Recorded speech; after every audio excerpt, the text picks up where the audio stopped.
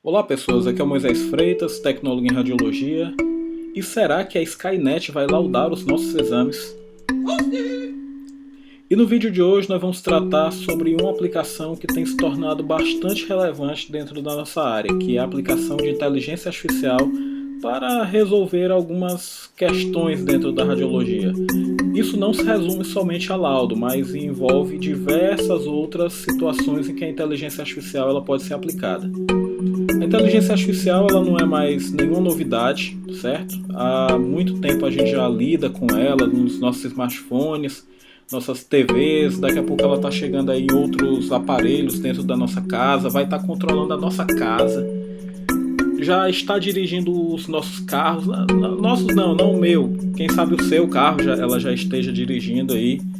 E é um assunto que tem se tornado bastante relevante e interessante. Eu, como um apaixonado por coisas curiosas, esse é um assunto que me interessa bastante. Eu fiz alguns experimentos, eu achei alguns resultados bem interessantes.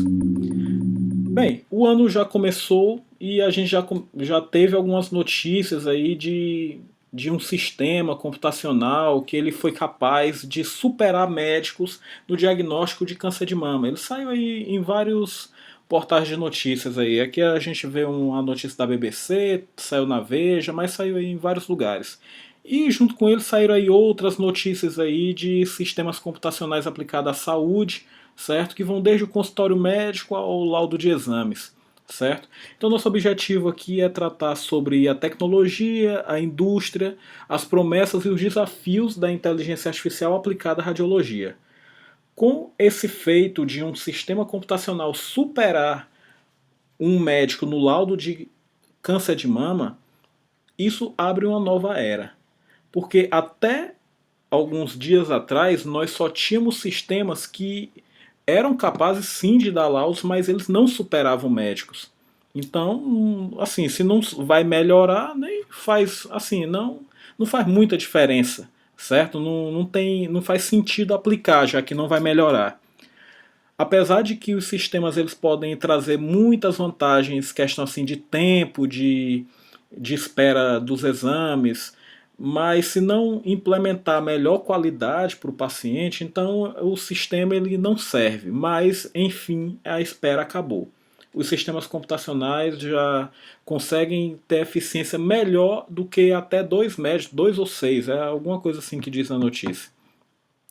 Isso tem criado grandes expectativas em torno da aplicação da inteligência artificial em imagens médicas, certo? Então no vídeo de hoje a gente vai tentar trazer alguns conceitos, certo? Para deixar todo mundo familiarizado com esse tema da inteligência artificial aplicado à radiologia, certo? Bem, como conceito básico de inteligência artificial, a gente tem que lembrar que se trata de um programa de computador, certo? E programas de computador eles rodam segundo o algoritmo. E o que é um algoritmo? É uma receitinha de bolo, é um conjunto de instruções, é um passo a passo para se chegar a um objetivo final e resolver um problema, certo? A gente tem algoritmos em diversas situações da vida, não somente os algoritmos de computador. A gente tem algoritmos inerentes a nós que a gente executa, mas que a gente às vezes nem percebe.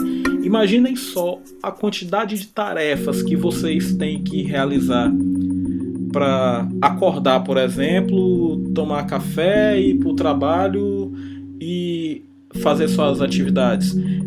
Entre uma atividade e outra existe uma quantidade imensa de tarefas que, se você não colocar elas na sequência correta, isso pode acabar inviabilizando ou até e dificultando bastante a execução de determinada tarefa. Imagine só, você acorda e vai tomar café e vai dirigir o carro, mas você em nenhum momento disse que levantou da cama, certo? Então você tomou café na cama, tomou banho na cama, dirigiu o seu carro na cama, a não sei que sua cama tenha rodas, certo? Você não tem como conseguir realizar todas essas tarefas deitado na cama. Então a sequência de passos ela interfere bastante no resultado final. Na radiologia, o algoritmo ele é geralmente um código de computador que usa uma imagem médica como entrada e retorna como resposta um laudo que ajuda o radiologista na análise. Certo, mas não somente nesse caso, existem algoritmos com os quais a gente trabalha em diversos sistemas. A radiologia ela já é bastante informatizada, certo? Então existem diversos sistemas que envolvem a utilização de algoritmos, algoritmos de reconstrução, os próprios algoritmos dos sistemas de aquisição de imagem. Então existem diversos algoritmos no contexto da radiologia. E o que são dados também é um conceito muito importante dentro da inteligência artificial. É um conjunto de tipo de dados que você deseja que seu algoritmo analise, certo? No caso da radiologia, os dados são imagens médicas, certo? E alguma informação adicional. O que seria, no caso, essa informação adicional? Essa informação adicional seria um rótulo. O rótulo ele é a verdade conhecida por trás daquele dado, certo? Por exemplo, no caso aqui de imagens de tórax, que nós vemos aqui embaixo, o rótulo é o laudo da imagem simples, um laudo simplificado que é rotulado, que é anexado à imagem, que caracteriza ela para que o sistema possa aprender. Dentro da inteligência artificial, nós temos aqui algumas palavras-chave que a gente escuta sempre falar. A gente escuta falar de inteligência artificial, propriamente dita, machine learning, o aprendizado de máquina, e deep learning, que é o aprendizado profundo, certo? A inteligência artificial ela envolve uma ampla gama de técnicas que são utilizadas para fazer com que algoritmos de computador eles imitem alguma capacidade humana, certo? A gente já está acostumado desde sempre, quem já jogou videogame aí, a sempre ter um adversário computacional lá no jogo que joga contra você e ele consegue disputar de igual para igual. Às vezes você está jogando um jogo, sei lá, futebol, um jogo de corrida. Parece que ali tem alguém dirigindo, mas na verdade é só o sistema computacional. Ele consegue reproduzir uma capacidade humana, certo? Mas nem todo algoritmo de inteligência artificial ele é capaz de aprender. Você pode aí baixar no seu celular agora um aplicativo de xadrez, por exemplo. Ele vai jogar contra você em um certo nível de dificuldade. Se ele jogar de novo, ele não terá aprendido nada a respeito do seu modo de jogar, certo? Ele vai continuar jogando do mesmo jeito, utilizando as mesmas técnicas com as quais ele foi pré-programado. Os algoritmos de machine learning, eles pelo contrário, eles são um tipo de algoritmo dentro da inteligência artificial que eles possuem essa capacidade de aprender cada vez mais para resolver uma tarefa, certo? Ele é sempre retroalimentado para obter ele sempre vai atrás de um feedback da ação que ele causou para que isso melhore cada vez mais a realização da tarefa. E, mais especificamente, o Deep Learning, ou aprendizado profundo, ele é a aplicação de redes neurais com múltiplas camadas, certo? Muitas camadas, dentro de problemas que necessitam de aprendizado. Então, como eu já havia dito, né, a inteligência artificial é o ramo da ciência da computação referente à simulação do comportamento humano, certo? Na radiologia, é o ramo da computação que lida com aquisição, reconstrução, análise e interpretação de imagem médica, simulando o comportamento inteligente humano em computadores. Sempre vai ter isso, simulação do comportamento humano. E existem vários métodos de inteligência artificial. O método que é o mais utilizado em todas as situações, assim, o que está na moda é rede neural, mas o método mais utilizado se chama árvore de decisão. Nesse caso, o seu programa ele implementa perguntas feitas para um computador em uma determinada ordem específica para se chegar a um resultado final. E cada pergunta, para ela poder ter uma resposta, ela roda um subalgoritmo. Por exemplo, nós temos aqui essa ressonância magnética de crânio. Ele pergunta, a localização do tumor é cortical? Se não é cortical, ele já vai dizer que aquele tumor é um astrocitoma. Mas se ela é cortical, ele pergunta, ela tem bordas difusas? Se ele tiver bordas difusas, então ele é um oligodendroglioma. Mas se não tiver bordas difusas, é um astrocitoma, certo? Isso aí é um tipo de técnica de inteligência artificial utilizada para laudos, mas ela não necessariamente é capaz de aprender. Existe um tipo de árvore de decisão que ela é sim capaz de aprender, mas nem toda árvore ela é capaz de aprender, certo? Mas basicamente a árvore de decisão é um algoritmo que roda subalgoritmos para responder perguntas encadeadas numa sequência que faz sentido ser aquela sequência. E o que é aprendizado de máquina? Como eu já havia dito, o computador ele aprende a resolver as tarefas, ele reconhece padrões nos dados. Quanto à sua supervisão, existem de três formas. Existe o aprendizado supervisionado, não supervisionado e o semi-supervisionado. Mas qual a diferença entre o aprendizado supervisionado, não supervisionado e o semi-supervisionado? No aprendizado supervisionado, todo o conjunto de dados ele é rotulado. No não supervisionado, o conjunto de dados ele é totalmente não rotulado. E no semi-supervisionado, somente uma pequena parte do conjunto de dados ela é rotulada. Mas agora vocês devem estar se perguntando o que tem a ver esses rótulos com o aprendizado. Vamos imaginar aqui uma situação. Eu imagino que todos vocês já foram criança um dia. Eu estou errado. Ou vocês têm um filho, eu não sei. Mas sempre que você vai ensinar para uma criança, ou quando você aprendeu, seus pais foram lá lhe ensinar, ele sempre utilizou exemplos de determinados objetos, determinadas coisas e lhe disse o que era aquilo ali. Bem, essa verdade sobre o que é a coisa, a verdade sobre um determinado objeto, esse é o rótulo. Por exemplo, você tem um filho e você quer ensinar para ele o que é um cachorro. Você vai andar com ele e sempre que você vê um cachorro, você vai mostrar para ele, olha filho, ali um cachorro. Outro cachorro aparecer, ele vai ser um pouco diferente, mas você vai ensinar para a criança, olha, meu filho, aquilo ali é um cachorro. A criança às vezes ela vai se confundir, ela vai dizer que é o miau, mas com o tempo ela vai aprendendo que ali é o au-au, o cachorro, certo? E quando ela vê um, um animal diferente, por exemplo, um porquinho, então você vai mostrar para ela, olha, ele é um porquinho, e ela vai começando a classificar os animais de acordo com esse rótulo que você vai passar para ela, certo? Então, quanto mais cachorros ela vê e você ensinar para ela que aquilo ali é um cachorro, mais ela vai estar treinada para que da próxima vez que ela vê um cachorro que ela nunca viu na vida, ela saiba que aquele ali é um cachorro. Certo? Cachorro existem de diversos tipos, mas você olha para um cachorro e você sabe que aquilo ali é um cachorro.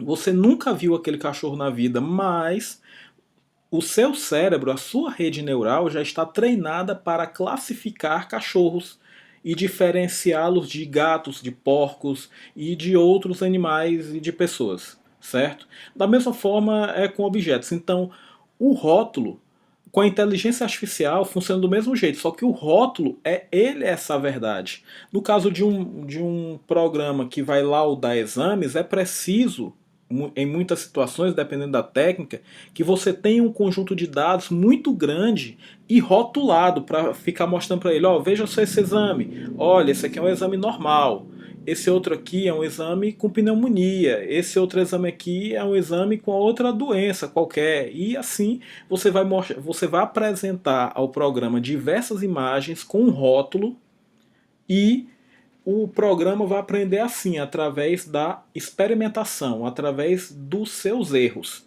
Mas nem sempre se aprende assim. Da mesma forma como se aprende através de você ter dados rotulados, por exemplo, você ter alguém para lhe dizer que ali é um cachorro, certo? Muitas vezes você se encontra numa situação totalmente nova, sem informação nenhuma, em que você vai ter que ser capaz de rotular, de diferenciar certas coisas. Por exemplo, imagine que você chegou em uma savana, tem vários animais lá e tem um animal ali grande que tem uma juba em torno da sua cabeça, mas você não sabe se aquilo ali é um bicho perigoso ou se é um bicho dócil, certo?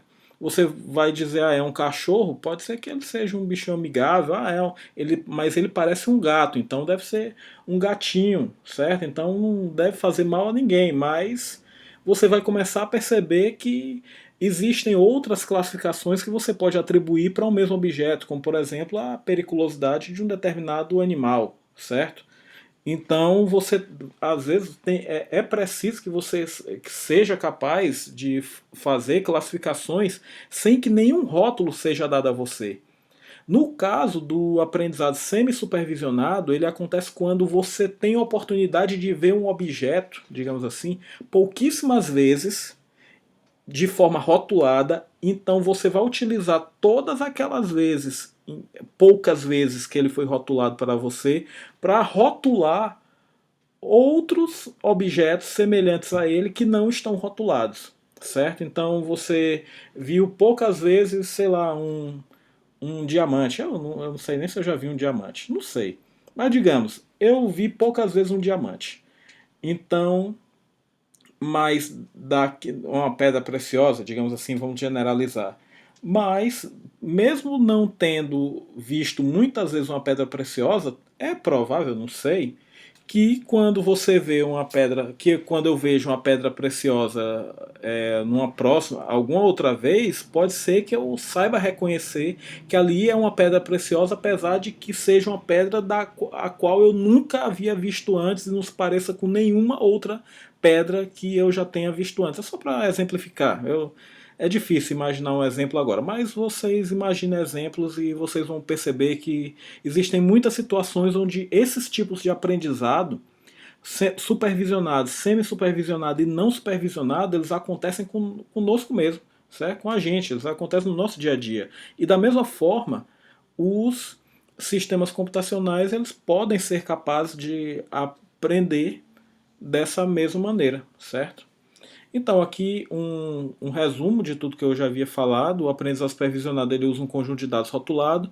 O não supervisionado ele usa um conjunto de dados, o não rotulado, um conjunto de dados sem rótulos. Ele é muito utilizado para reconhecer padrões, para dividir um conjunto de dados em grupos separados, ou seja, são técnicas de agrupamento. Ele é capaz de encontrar padrões ocultos ao olho humano, porque quando você não dá nenhuma informação e o seu programa ele é quem vai ter que classificar as coisas, ele vai classificar de acordo com o que ele encontrar. E pode ser que ele encontre coisas que às vezes você não tinha visto.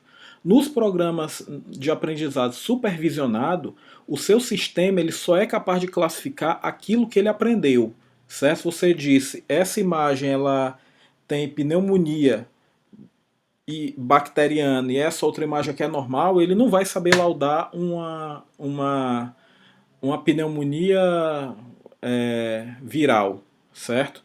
Então, ele, os algoritmos de aprendizado supervisionado eles vão saber trabalhar com aquilo que foi apresentado a eles. O não supervisionado, pelo contrário, ele é capaz de encontrar um padrão oculto, certo?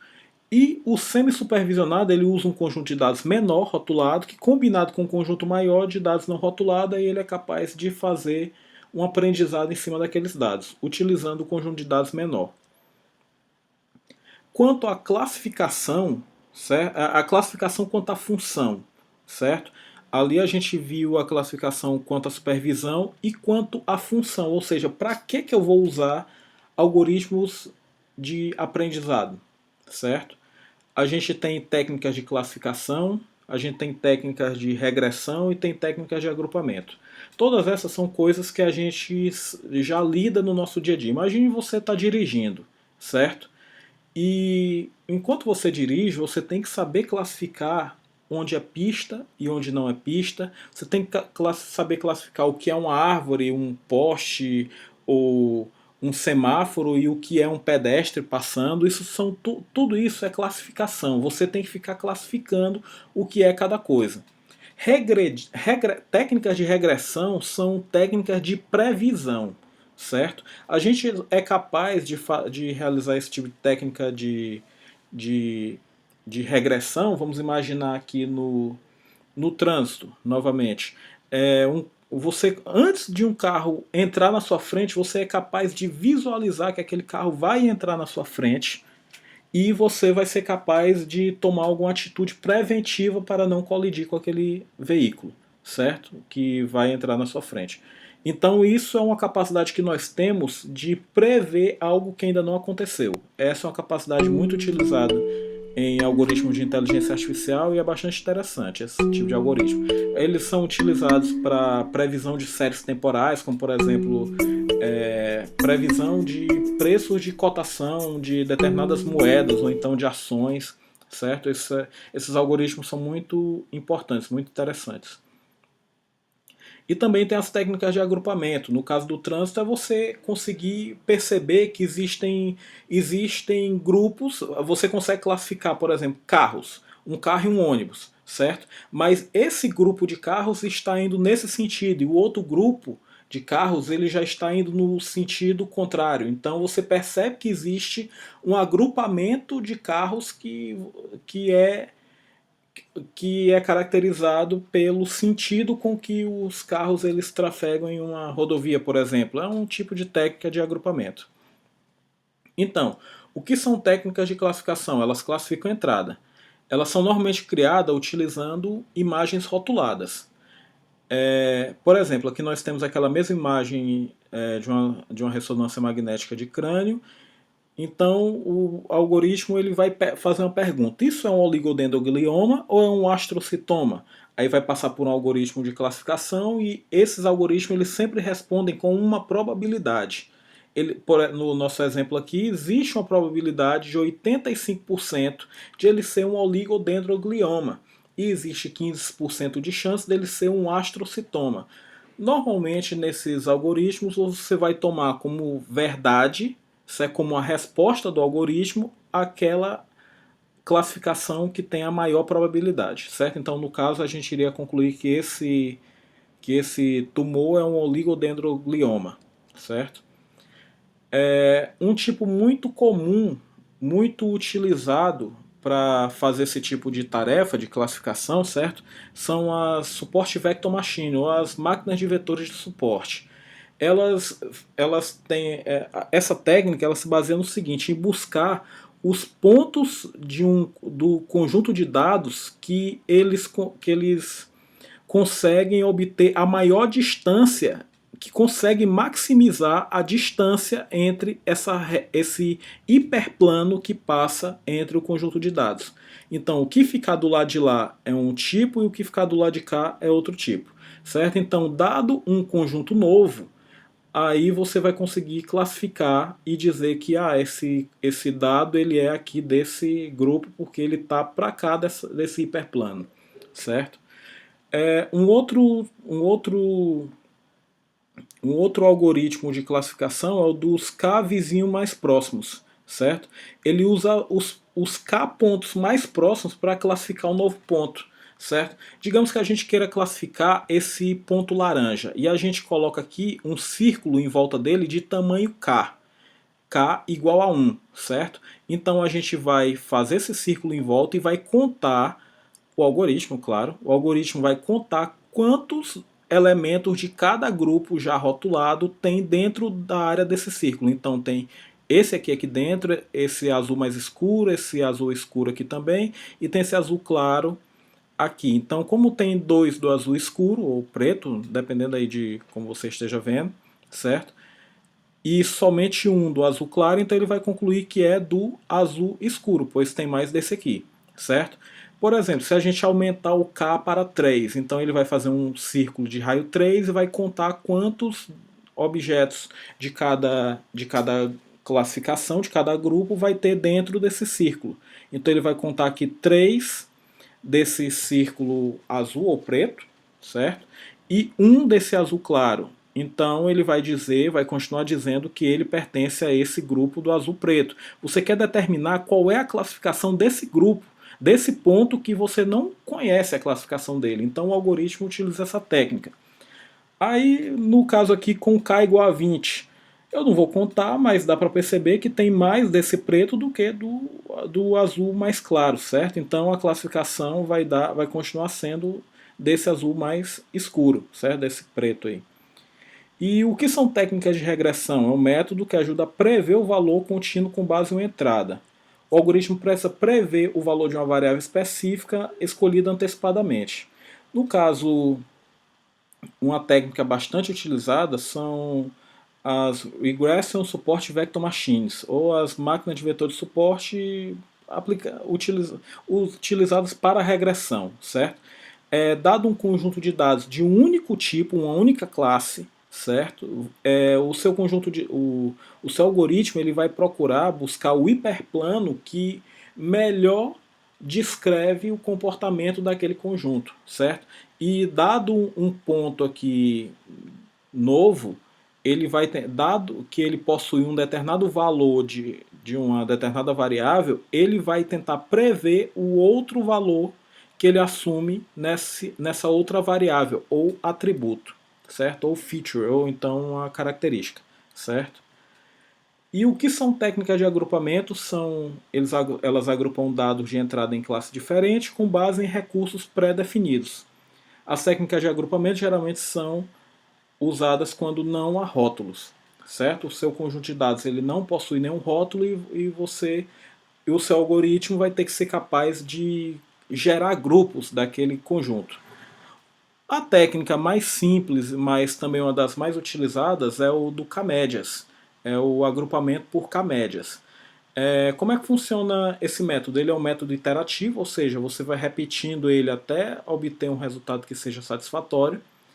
Então, a primeira coisa que ele faz, ele gera no seu conjunto de dados um agrupamento aleatório. Ele disse que, aleatoriamente, que esse ponto, esse pertence a um grupo e esses outros três pertencem a outro grupo. Ele calcula o centroide de cada conjunto. O centroide é esse ponto preto aqui e esse outro ponto aqui preenchido aqui de azul. O ponto preto é o centroide desse aqui, certo? E o ponto azul é o centroide desse outro aqui, certo? Aí ele vai verificar cada ponto qual é o centroide ao qual ele está mais próximo. Por exemplo, esse ponto ele está mais próximo desse centroide ou desse centroide? Ele está mais próximo desse centroide. Então ele pertence ao grupo desse centroide. Agora, esse ponto aqui, ele está mais próximo desse centroide ou desse? Logicamente que ele está mais próximo desse, então ele muda de grupo, certo? Então agora ele faz parte desse grupo. Agora, esse ponto aqui, que antes pertencia ao azul claro, como ele está mais próximo desse centroide, então ele vai mudar de grupo. O que vai ser feito agora de novo? Vai ser calculado novamente a posição do centroide, certo? E ele vai verificar se algum ponto vai mudar de grupo. Se nenhum ponto mudar mais de grupo, como é o caso aqui, certo? Por exemplo, esse ponto aqui da nova classificação, ele está mais próximo desse do que desse. E esse aqui mais próximo desse ponto aqui do que desse. Esse outro aqui mais próximo desse. E assim sucessivamente. Ou seja, os grupos não mudam mais. Então se chegou à classificação. Certo? Essa aqui é uma técnica de agrupamento muito utilizada e roda bem facinho. Mas bem, como eu havia dito, famosas mesmo são as redes neurais. Mas a gente não falou de rede neural. Onde a gente utiliza redes neurais? A gente utiliza ela em classificação, regressão e agrupamento. Eu já havia adiantado que nós, seres humanos, e inclusive outros animais, nós somos capazes de resolver diversos problemas de classificação, de regressão, de agrupamento. Dei o exemplo do trânsito, certo? Só que eu esqueci de dizer, propositalmente, digamos assim, que dentro de nossas mentes o que existe são redes neurais funcionando a todo vapor, muitas redes neurais funcionando. Então, se as redes neurais do nosso cérebro elas conseguem executar essas tarefas, é de se esperar que um sistema inspirado nesse sistema biológico, que é o do nosso cérebro, ele também seja capaz de executar essas tarefas. Então, as redes neurais elas podem ser utilizadas nessas tarefas. Elas podem ser usadas em algoritmos supervisionados e também não supervisionados. E como é que elas funcionam? A rede neural mais simples é a rede Perceptor. Ela é composta só de duas camadas, uma camada de entrada e uma camada de saída, certo? E elas têm uma uma desvantagem, digamos assim. Elas não são muito boas para resolver problemas complexos, certo? E se você vai tentar tratar uma imagem, por exemplo, para determinar o laudo de uma imagem, você não pode entrar diretamente com a imagem no seu algoritmo. Você vai ter que sair anotando atributos específicos daquela imagem, para então, com esses atributos, você vai entrar com esses dados na sua rede, certo? Mas essa técnica foi desenvolvida há muitos anos atrás, na década de 60, só que aí depois de uns anos foi se perdendo o interesse sobre ela, por ela, porque ela não resolvia muitos problemas, mas aí recentemente com a utilização com a descoberta do aprendizado profundo, aí esse interesse por redes neurais voltou. O que é uma rede neural profunda? Ela usa aquela mesma rede neural, só que com múltiplas camadas. Essas camadas aqui são chamadas de camadas ocultas, certo? A vantagem desse tipo de técnica é que você pode inserir diretamente uma imagem como entrada aqui da sua rede e ter lá no final, na saída, uma informação classificando se ela é um oligodendroglioma, por exemplo, ou se é um astrocitoma, certo? Essa é a grande diferença. Mas o que acontece lá dentro? Acontece que cada unidade dessa, que é chamada de neurônio, certo? Daí a inspiração biológica se vê por aí, certo? O que ele vai fazer? Cada neurônio ele possui um conjunto de entradas. Essas entradas elas são ponderadas, certo? O que é a ponderação fazendo paralelo com o exemplo biológico, com o neurônio biológico? Esses pesos eles são a força das sinapses. Eles representam a força da ligação entre neurônios. Essas ligações aqui, essas entradas, elas tanto podem vir diretamente da imagem, como podem vir da camada de neurônios anterior, certo? Ele efetua um cálculo, que é uma soma, ele multiplica essa entrada por esses pesos e soma todas elas aqui e passa por uma função de ativação para determinar se ele vai para um determinado valor, se vai para um outro valor. E essa saída ela serve como entrada para a próxima camada ou então diretamente como a saída do seu sistema. Se você estiver trabalhando com problema de classificação, você vai utilizar um tipo de função de ativação. Mas se você estiver utilizando quiser resolver um problema de regressão, vai ser um outro tipo de função de ativação. Se for uma técnica de agrupamento, aí já muda a técnica de agrupamento até a função de ativação. Para cada técnica se utiliza uma função de ativação diferente aqui. E como é que a inteligência artificial ela pode ajudar um radiologista? Certo? Eu quero que vocês pensem a respeito disso, pausem o vídeo e pensem como é que a IA ela pode tornar os médicos radiologistas ainda melhores no que eles fazem, certo? Quais são os benefícios da inteligência artificial na radiologia? Bem, ela vai poder fornecer um diagnóstico mais diferenciado, ela pode realizar tarefas rotineiras, repetitivas, deixando o médico com tempo livre para resolver outras tarefas que eles têm para resolver, ao invés de ficar só laudando raio-x de tórax o dia todo, certo? Vão cuidar em outras tarefas na qual eles são bem mais necessários. Ela pode servir também para oferecer uma segunda opinião, mas isso exige que o sistema ele possa um bom desempenho e que ele tenha poucos falsos positivos ou negativo. E também ela tem a vantagem de eliminar a variabilidade inter e intra-observador. Inter-observador quer dizer o quê? Que dois médicos diferentes eles podem ter diferentes ênfases, certo? Na hora de dar o seu laudo. E intra-observador, às vezes a qualidade do laudo que vai ser dado por um mesmo médico no início de um plantão, muito provavelmente vai ser diferente da qualidade do laudo que ele vai dar ao final do plantão depois de uma jornada de 12 horas. Ele já está cansado, certo? Então o sistema de inteligência artificial ele não cansa, certo? Então ele não tem essa variabilidade. certo? Como a inteligência artificial implementará esses benefícios? Bem, a inteligência artificial ela pode servir para diversas atividades dentro da, do trabalho do médico, certo? Ela pode ser utilizando apenas imagens como entrada. Nesse caso, vai ser feita segmentações automáticas de órgãos específicos, certo? Pode servir também para diagnóstico, quantificação de determinadas distâncias entre determinadas estruturas, isso às vezes é muito importante. Medições volumétricas, uma atividade que demanda muito esforço mental dos médicos, pode ser feita num piscar de olhos por um sistema computacional, isso e já rende bastante tempo. Ou então adicionando outras informações aos exames do paciente, por exemplo, vincular os dados de imagem a resultados de laboratórios de patologia, ou extrair dados genéticos da imagem, certo? Você verifica e o programa verifica a imagem e sem que seja necessário fazer um exame genético, ele consegue extrair informações do genoma do paciente, certo? Essa é uma aplicação, existem grupos de pesquisa trabalhando sobre isso. E como a inteligência artificial ela pode ajudar o radiologista a ajudar o paciente? Bem, o objetivo final sempre é beneficiar o paciente. Se não beneficiar o paciente, ela não serve, como eu havia dito.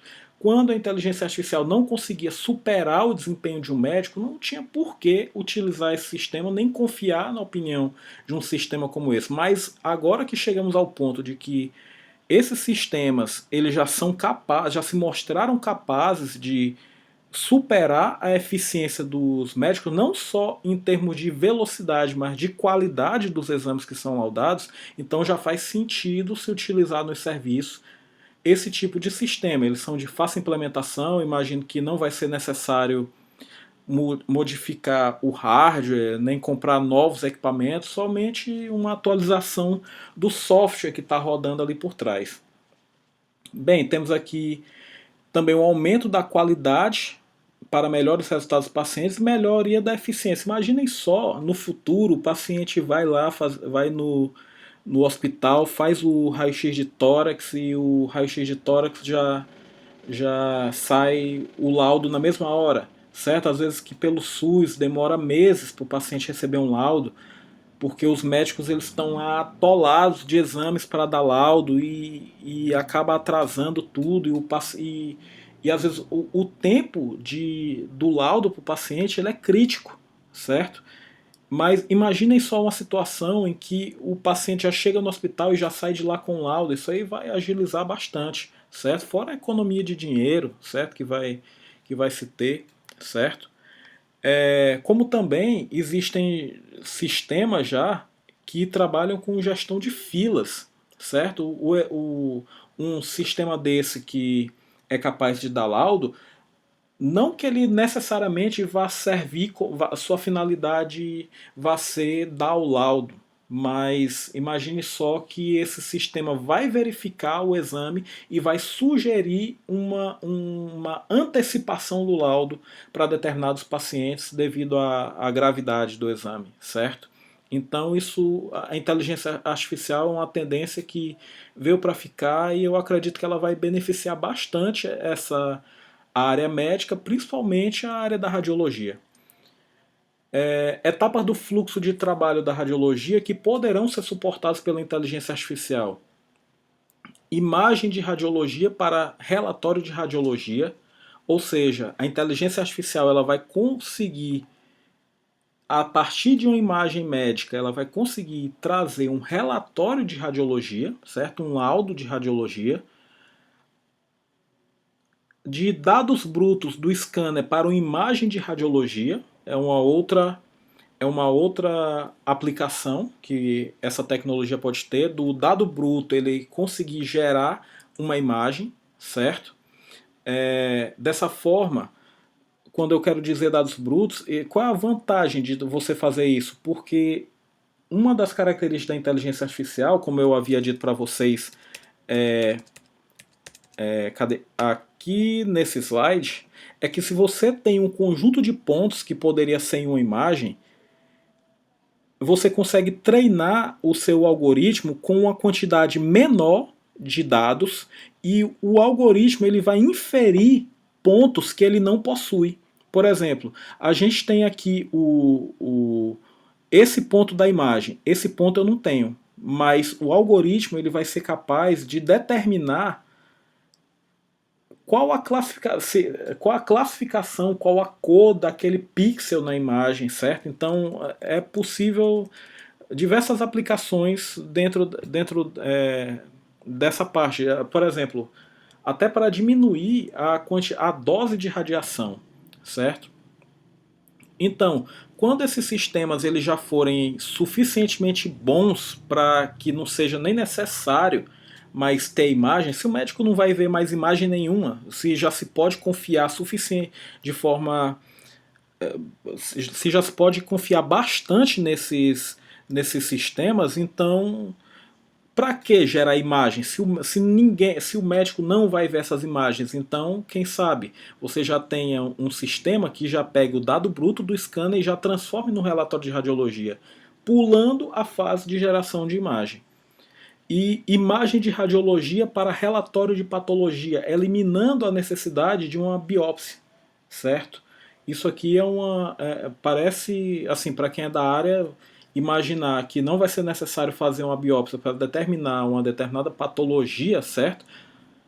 É assim uma coisa meio improvável, mas isso é possível utilizando inteligência artificial.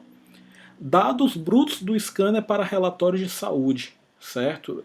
Imagine a situação em que você vai ter um sistema que do dado bruto do scanner ele já lhe dê um prognóstico futuro da sua saúde, certo? Então não somente um laudo, mas vai lhe dizer, por exemplo, uma doença que você tem uma determinada porcentagem de chance de uma determinada probabilidade de ter daqui a 10 anos, por exemplo.